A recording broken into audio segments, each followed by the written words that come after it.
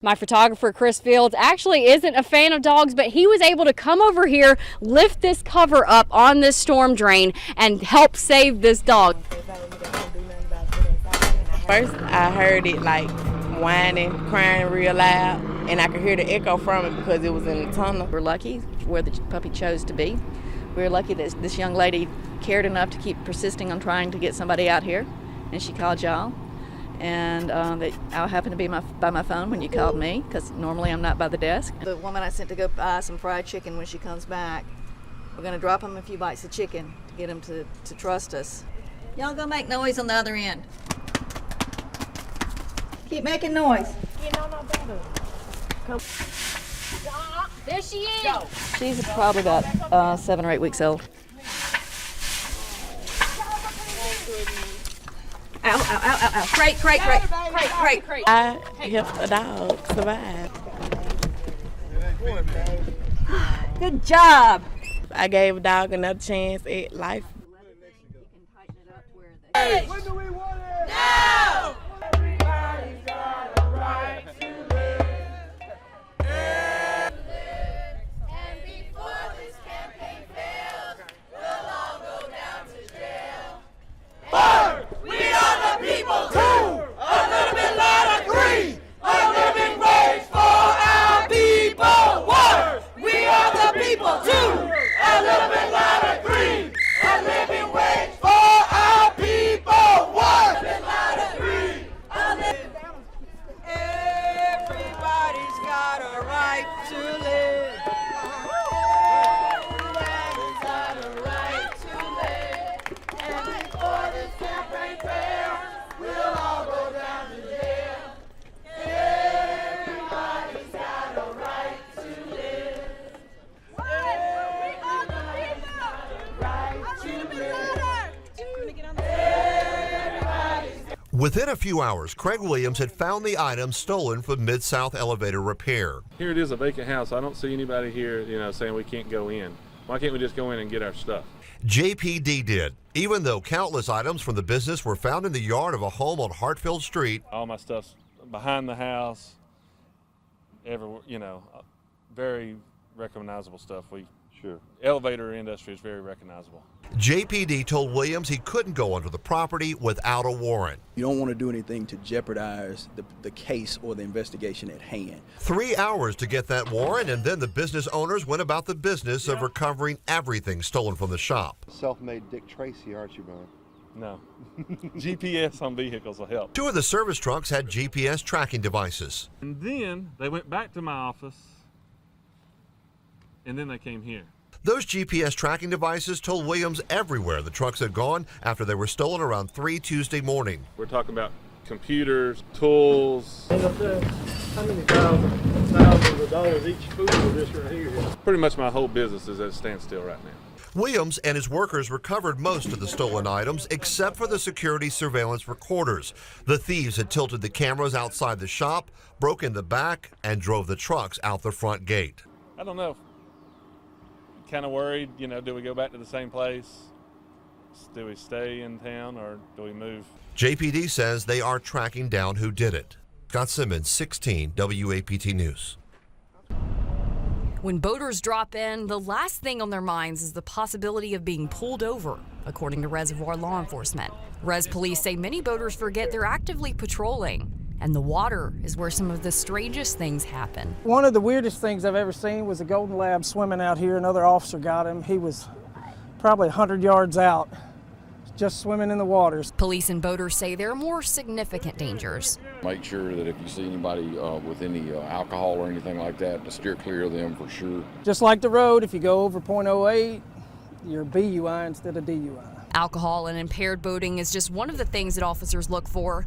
Another is one that could affect others on the water. Watch out for boaters that are acting erratic, because I got obviously some precious cargo here. My kids on board. Guard on you. Safety guard. Boater safety guard. Like the driver of this jet ski that sped past another boat just feet from colliding.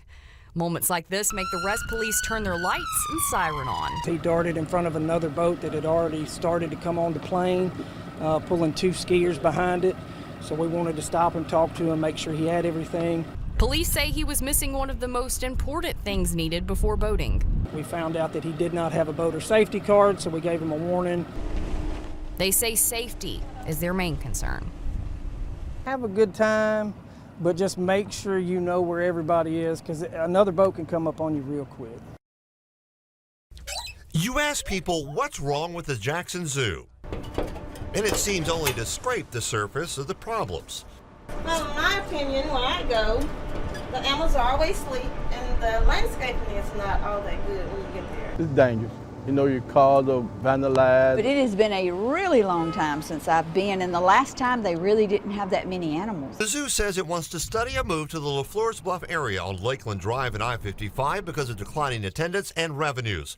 The zoo attendance has dropped from what used to be around 200,000 to about 100,000 people annually. We got a list of what's supposed to be there, but they're not even there. City leaders have pummeled operators with accusations of mismanagement and threatened not to renew their lease at the city-owned site.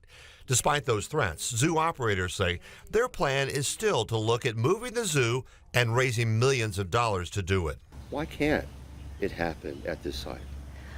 The location is really hurting attendance, and it's really based on what's happening around the zoo, the blight, the potholes, the difficulty getting in and out to the zoo. The approach from Ellis Avenue is littered with potholes and uneven roads.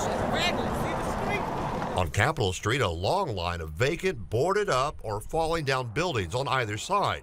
The mayor says if any money is spent on a zoo, it should be done right where it is. That I believe that the Jackson Zoo should stay in West Jackson, and if there is resources to be provided towards the development of a zoo, I think $50 million would go a very long way in West Jackson. $50 million is what it is estimated to cost to move the Jackson Zoo to the state-owned site on LaFleurs Bluff. But the operators haven't even raised the $350,000 needed to start a study. I have yet to figure out how you put 100 acres of zoo in 25 acres of terrain. The zoo actually uses about 30 acres at its present West Jackson site and says there's plenty of room at the LaFleurs Bluff site to build a new, reimagined zoo. Operators say its proximity to the interstate and other nearby museums would set the stage for more exposure and better numbers. Critics claim one of the reasons the zoo's attendance has dropped so dramatically is because the zoo's marketing budget has dropped dramatically. That much is true, but so too has the zoo's operating budget and the number of people who work here. The zoo's marketing budget has dropped from $160,000 in 2015 to just $20,000 this year.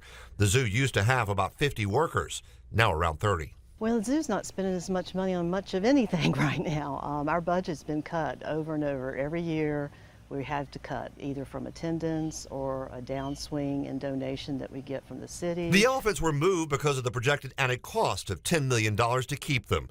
The city of Jackson's donation to the zoo has fluctuated each year, now just a little bit more than it was getting just 12 years ago.